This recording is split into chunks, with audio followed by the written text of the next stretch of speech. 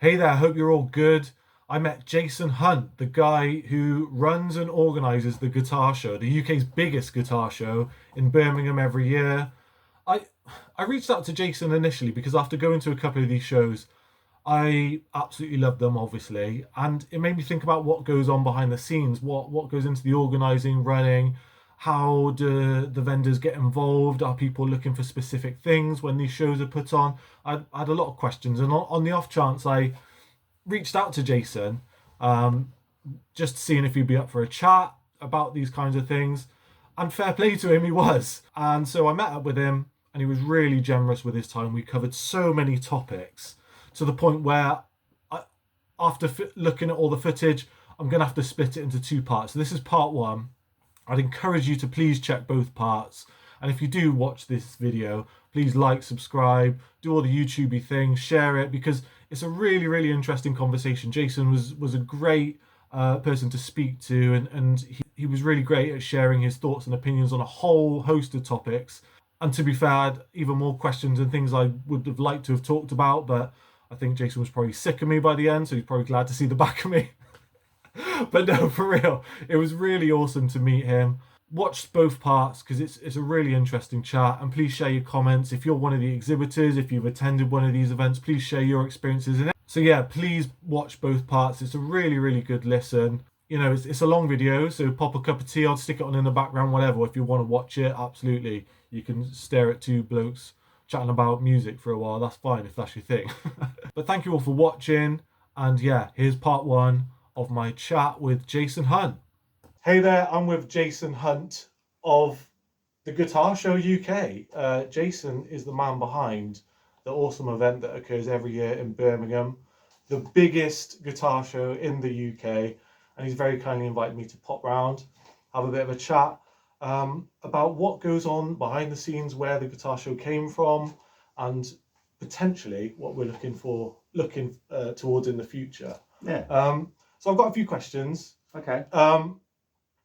I think it'd be really good to kind of explore how you've got to this point, where you kind of came from to where we're at now in terms of the guitar show. Okay. Well, it's like it's a sliding doors moment. It's Yeah. like it's two different streams. So I've played guitar since I was like 11 or 12, sort of thing. Been in bands in my teenage years and everything. But also I ended up working for the NEC. Nice. They had an in-house division that put on events, and the first event that I did was the ROSPA Health and Safety Show. Okay. And I started about, I don't know, 12 weeks before the event sort of happened, so I was just kind of like thrown in to it. And I really enjoyed it, despite the fact it's health and safety. Yeah. It was actually made quite exciting because people have sailing off the roof and all kind of demonstrating harnesses and everything. And then I did a show called Mini World, which was about the Mini, because at the time the Mini was the only Mini. It wasn't the new BMW Mini. It wasn't a giant Mini. It was just a little Mini. And that was the first show I'd run on my own, effectively.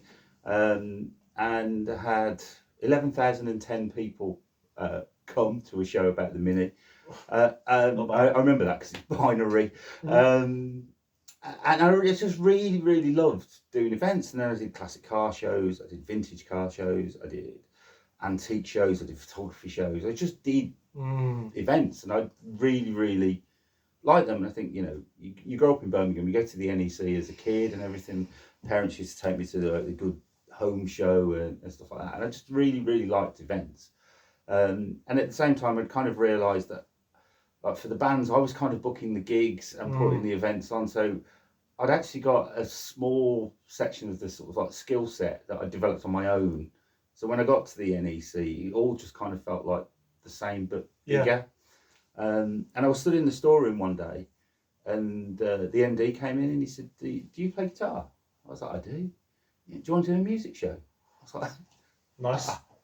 Yeah, because I didn't know anything about photography. I didn't know anything about minis or classic cars. I just went to the library. I went and bought books on these subjects and learned about them. I didn't need to learn anything about like the guitar industry, so it was quite. Yes, I'd love to do that, and and that was it really, and that's what started. So I ended up working on an event called Music Live, which ran for 10 years, I think. Yeah. I think I did 9 of them. In the NEC was this? In the NEC. So it was a huge thing, 25,000 visitors to it. And it was all instruments, you know. So PA, drums, keyboards, guitars, basses, even at one point put in like a classical music section as well. And books. What was that like noise wise? Same as any other music show. Yeah. I did actually have at the time professional noise police that were employed by the NEC that used to wander around, and it was really cool. And like booked some really big artists to do it. I mean, there's some stuff McKagan from Guns N' Roses, Matt Tuck from Bullets from Valentine, Chad Smith from Red Hot Chili Peppers, Rick Parfitt. Like the list goes on and on. I even had a very, very young Ed Sheeran at the show. You know, he was free then. He's not going to be free. Did you book him, or did you have other promoters kind of getting the artists in? No, I pretty much did all of it.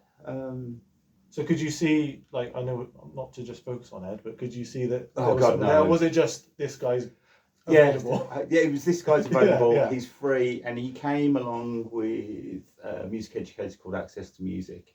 Right. And they were like, "Can you put him on? Can you put him on?" And I was like, and the thing is, I got this live stage that had a 2,000 capacity that I needed to program from sort of like 11 a.m. until 5 p.m. every day for 3 days, and you can't afford to fill it with A-listers. So when I got the opportunity to take some up and coming bands that didn't cost much, it was like, yeah, great. So actually he didn't perform on the live stage. He did a thing called Busker's Corner, which was to try and encourage people to kind of like busk and play a song sort of thing, and he was really good. Cool. So I did that, and then the world economy crashed in, was it 2009, something like that? Yeah, something like that. 7, 8, something like that. And the event kind of limped on for another year. Hit its 10-year anniversary, but it all kind of like fell apart because people don't need multiple musical instruments, and so because everybody in the country was feeling the pinch, people stopped spending money. So therefore, my exhibitors were earning less money, and the whole thing just kind of like imploded on itself, and I got made redundant, and then I kind of looked for a job for about 6 months, living off my redundancy pay, and like I'm good at one thing, and I've worked for the biggest event centre close to where I live, and the NEC not only own the NEC, but they own the ICC, Symphony Hall, and the NIA as well. So it was like, where'd you go? And I got down to the last 2 for the NAC, which is in Warwickshire, and didn't get that job. And it was kind of like, better do this for myself then. I've got no choice, really. Quite a unique skill set at that point. A niche skill set. So we did. So I started. I had a business partner originally. We kind of fell out after a couple of years. Different expectations, I think, and ended up with. We did a small show initially, the Bristol Guitar Show, and then dropped that because I didn't want to do tabletop shows. I've got no problem with tabletop shows at all, and I think they fill a place within the industry. But I come from the NEC. I come from bigger than that, and whilst I can't afford to get back to the NEC, I mean the last event that I ran at the NEC cost 650,000 to put on, and that was now 14 years ago. So how much is that nowadays? Okay, I mean you're talking, and I worked for the NEC, so I got a discount on an internal discount on the hire of the space. I mean you'd be talking £1 million these days to put it on, and the industry can't afford it. So I just kind of like worked and did it at Bingley Hall for however many years before it burned down. So when would you say the first official show started? Yeah, do you know what? I can't really remember. I've got a couple of mates that do the show with me, Mark and Gareth, the guys that with the horns on the half an hour to take to The the choir. horn guys. Yeah, the horny boys. And they were like, "Is this the 10th year?" And I'm like, "I don't know, because I missed 2 years because of COVID, so I can't really remember." So we're 10, 12 years Yeah, in now, amazing. sort of thing. And in terms of building that, you know, it's billed as the biggest guitar show in the UK. Yeah. How was it all? Was it always this big, or can you see that gradual? No, I mean, you know, one of the good things about working at the NEC is that you're trained. Yeah. You know, I received a lot of training courses and stuff. So I remember when I started, I was still doing a budget as if I was working at the NEC in terms of layout. Obviously, the figures are much less, but my business partner were going, "Why are you doing a budget? You can see how much money we've earned by looking at the bank account." And I'm like, "Yeah, but I need to." But so if you look at my budget spreadsheet, it's got almost every year in it as like a guide, so you can see the sort of growth. Yeah. In terms of how much income you get from exhibitors and visitors. And it, you know, I look back now at the first one, whenever it was, and it's like, it was tiny. I mean, it was still the biggest, but it was relative to where we're at now. Yeah, it was tiny, and it has grown each year. And I'm in the weird position this year, where the traditional show, the electric hall and the acoustic halls are full, and they have been full for months and months. Wow. Normally I'm not full until like 2 weeks before the event, sort of thing.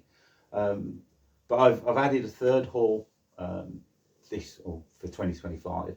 So I've got the base hall for the first time. That isn't full yet. It's Let's talk about that. So the base hall. Yeah. Is that something that you've had in mind for a few years? Yeah. And just okay. Yeah. With all these things, you know, I think a little bit naivety on my part that I thought, calling it the guitar show, it's a bass guitar. And then you talk to bassists and you realise actually they don't feel part of that community. They want their own space.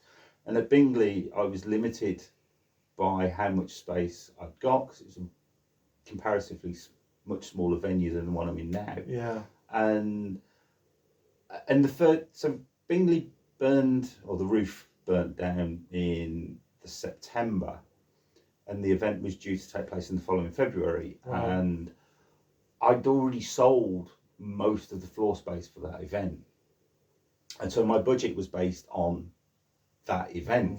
And the new venue cost considerably more than the old venue, but it was one of those things where I was forced to move, which was a blessing in the end. But so I was forced to move, and then that means my budget's affected, because I'm all of a sudden I'm paying a lot more out than I'm getting in, sort of thing. But it was about making sure that the event continued.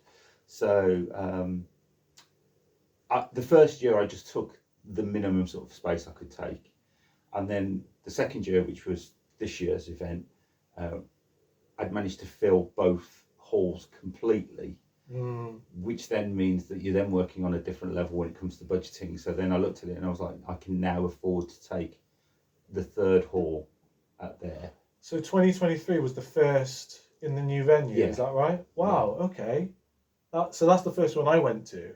So, and how quickly did you have to have that turnaround from adjusting to the Bingley Hall to? I got a phone call.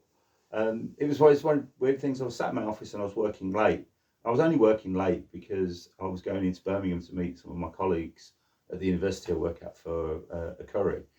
And it was like, there's no point going home to drive back past my office an hour later to go into Birmingham. So I was sat in my office working late, and I got a call that said, "Have you seen the news?" And I was like, "No, I'm at work." And it was like, "Bingley's on fire." Oh, wow. So as I was going into Birmingham anyway for a curry, I went and drove down there, and I just sat in the car park across the road watching the venue burning, and me going, "Christ, what am I going to do?" Jeez. So I went for the curry. I was quite depressed and miserable at the curry, and And then I sort of like came in the next morning, and it was like, I need to find another venue, and it's hard, right? I think I've got a pretty good grasp of all of the venues that are available within the locale, and it was just phoning them; they weren't available. Were you looking for the same time frame? Oh yeah. I mean, the reason why the event is when the event was the theory when I started was NAMM is in the middle of January. Everybody launches their products at NAMM. We will be the first UK showing of those products 6 weeks later, sort of thing. So I wanted to maintain that. And also, you know, there is a calendar of guitar shows in the UK. You've got Peter and Gail with the Northern Guitar Shows. You've got Ken with Mojo. Yeah. And it was, you know, they've got dates sort of like set of when, and like, I don't want to fall out with any of these people, you know.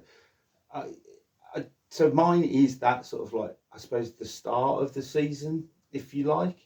So I wanted to try and maintain that.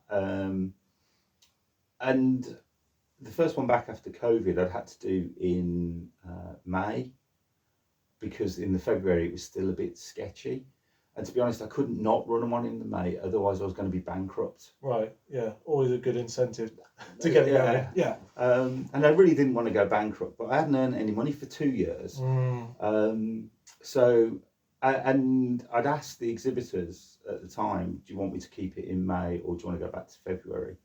And it was kind of like 50% go back to February, 25% keep it in May, and 25% don't care. So it was like, well, we'll go back to February then. Yeah.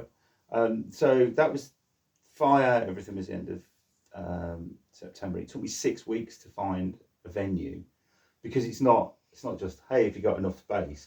I have to go and I have to see it, and I have to understand about the load-in and the, you know, the flow of the people through it, car parking facilities. Like, there's a whole health host and safety, all that stuff. There's a whole host of that sort of stuff. And so it took 6 weeks for me to get a contract off Cranmore Park, and I didn't say anything to anybody until I'd signed the contract, because until you've got a contract that's signed, you know, it's not guaranteed. And then I just effectively, so at this point we're sort of mid-November, you take out a month because of Christmas and NAMM, where the industry just isn't around, sort of thing. So I basically got 2 months of actual people being around to fit this event in. So I basically just took the floor plan, picked it up, and just dropped it in there. And was like, that's not perfect, but it will do for now. I haven't got enough time.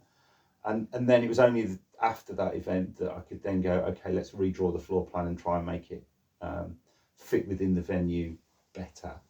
And actually, I don't think I did too bad a job of just picking it up and dropping it in the first time. I was going to say, because that was the first one I went to, and walking into it, it felt like these guys know what they're doing, kind of thing. So however you feel about it, you managed to blag it to the punters. Yeah, I think that is one of the things that the NEC taught me really well was floor plan management, and certainly that last year at the NEC where it was all sort of imploding. I learned how to hide space or create space depending on where you needed it really quite well. You know, I used to sit at my desk at the NEC and go, why am I on another training course? It's so boring. And then like, you start working for yourself and you're like, where are the notes from that training course that I went on?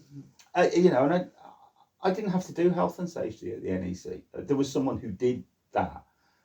But the NEC changed the rules. They've changed them again since. At the time, you couldn't be an event manager at the NEC for whatever event, internal or external, without having your IOSH qualification, the Institute of Safety and Health. So I was made to do it because I was the manager of the event. And then, of course, when I start on my own and I haven't got a health and safety manager, I am literally pouring through that exam notes that I did, going, oh, right, okay. Right. Yeah, I guess it's when you're on your own, you're not just focusing on your own interests, as it were. No. It's the essentials, unfortunately. It's funny because eventually the NEC shut down my division, so I've got friends.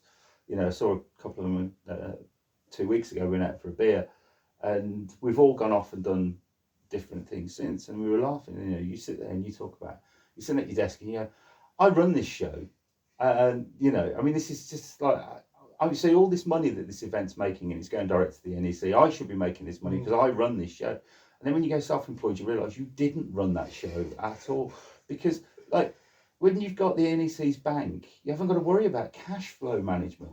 You know, haven't got to worry about health and safety. Someone's like, I haven't got to worry about car parks and all of these things. And you realise that you ran about half of that show when you were at the NEC. Interesting perspective. Really interesting. And I, you know, I had to learn to do all of that stuff. Well, fair play. One of the things I just want to talk about is you mentioned NAMM.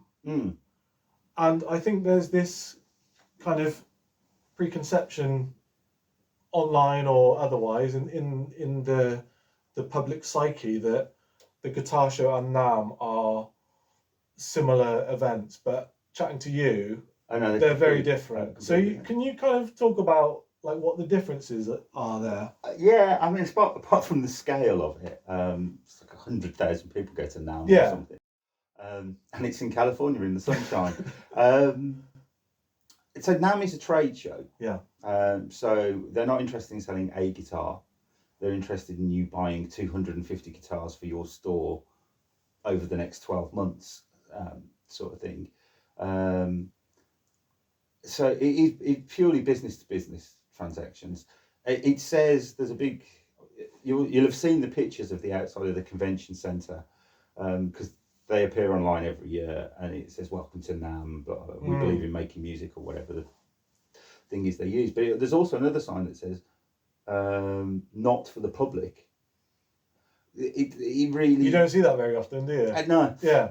And the press, the YouTubers make it sound really exciting, and actually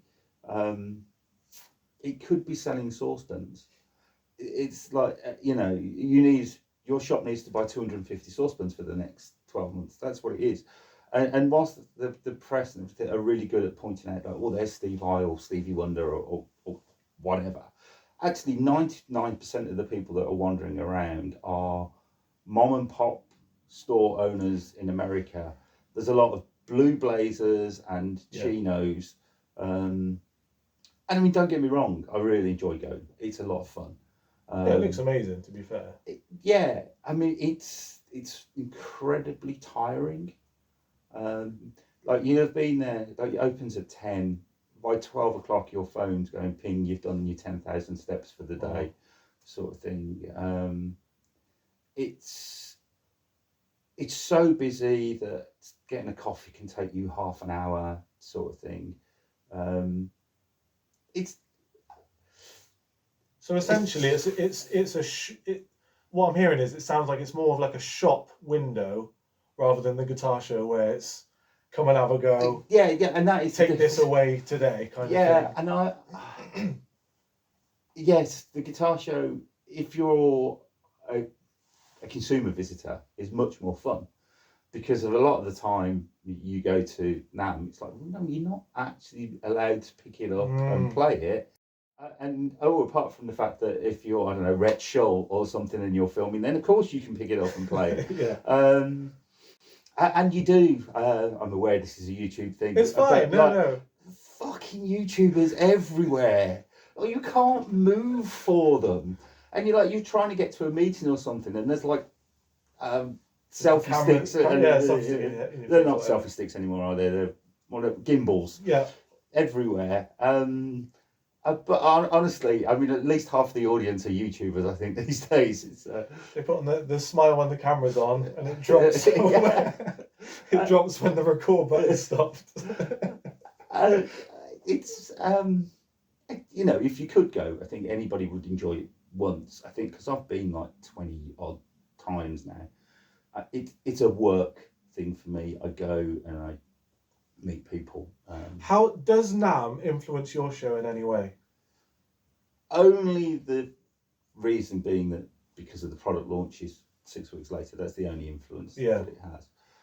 There's not a lot I could take from NAMM as an event organiser and put into the guitar show. I tend to get, because I still love events. It's funny that I can't enjoy them like someone who doesn't understand events, because I walk around an event going, oh, they've not sold that space. Oh, that's a health and safety. You know, like anybody would do in a profession. Yeah. But I still really enjoy going to events. And I went with a mate of mine to the NEC cycling show. Yeah.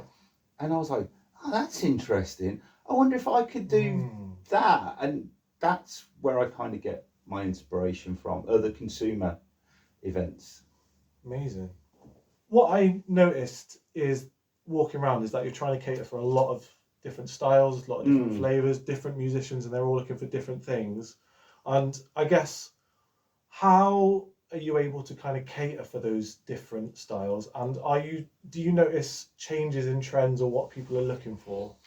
I suppose the first thing I try and say to everybody is the guitar show is genre free. It's not a rock guitar show, despite the fact that it's probably the predominant style of music. But you know, the jazzers and the folkies, everybody's just as welcome at the event. So what I try and do each year on the live stage programming is try and get a little bit of each genre.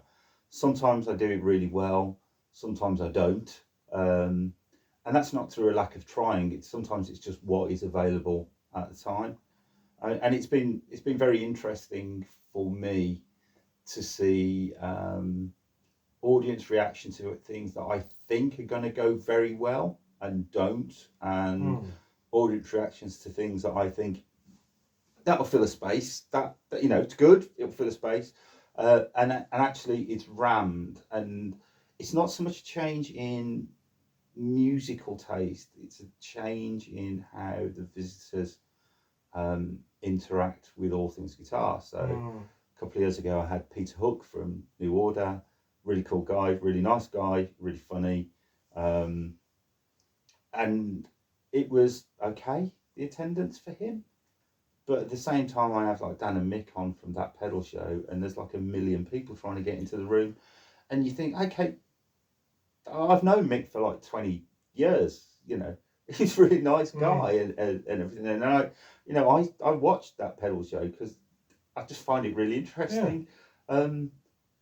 But in my head, I'm like, well, Peter Hook's a bigger star, right? You know, he was in Joy Division, he was in New Order. But actually, the response has changed. And that's been very true of a lot of sort of like the YouTuber guitarists are as popular, if not more popular now than what I perceive to be actual pop stars, for want of a better description. And I don't know whether that's because they're more accessible, seemingly. That, I mean, I don't know if, you know, you can have a conversation with a YouTuber on their social media platforms, or does it feel as if they're talking to you when they're... Yeah, maybe it's that. Particularly if you're putting out a lot of content, maybe people feel like they're creating a connection, and therefore are more inclined to maybe want to see. I don't know. It's like psychology, isn't it? There is. I've just been reading my friend's PhD, Steve Lawson, who will be performing at the guitar show in 2025. So exclusive. So Steve is a solo bassist, right? Which is like mental, but it's not. It's really good, and I'm hoping by the time he gets to the guitar show, who will be Dr. Steve Lawson. So he sent me over his just submitted PhD, and it's talking about the interaction between artists and the audience, and how in his career that has changed, and how it continues to change and evolve. That now for him, he's not Peter Hook, you know, he hasn't sold millions of records, but the connection becomes more and more important. And I do think that you know, he's built himself a successful career off having a direct one-to-one conversation with his audience, whereas the old guard, for want of a better description, were always protected by a record label, a management company, and I do wonder, and it's one of the lessons that I sort of teach at the university. It's kind of like, where are the festival headliners in 10 years' time? Because certainly, you know, I can only really talk about the rock sort of field, my sort of like area of musical interest, and it's kind of like, well, you know, AC/DC are on their last run around the world. Iron Maiden are probably very close to being on their last run around the world. Kiss retired last year. You know, there's all these bands that are now, Aerosmith went this year, are coming to the end of their careers. And if I was running Download, for instance, I'd be terrified because I'm left with Foo Fighters. Yeah. That's pretty much what I'm left with. Foo Fighters every year. It's really interesting you mentioned that, because I did a video a couple of weeks ago about it was based off a video Rick Beato said about where are all the bands, and my feeling was that the bands are still there, but it's how they're viewed in the public psyche. Yeah. You mentioned Download, and I took a screenshot of the Download headliners, and it is all just stuff that's been going for 20 or more years. It's a really difficult one, isn't it? Because if you're running a festival, you need to sell those tickets, don't you? Particularly something on the scale of Download. Yeah. But who's next? Who's coming next? And I think that, you know, with the changing landscape of the music industry, there isn't anybody next, and those festivals need to adapt and change.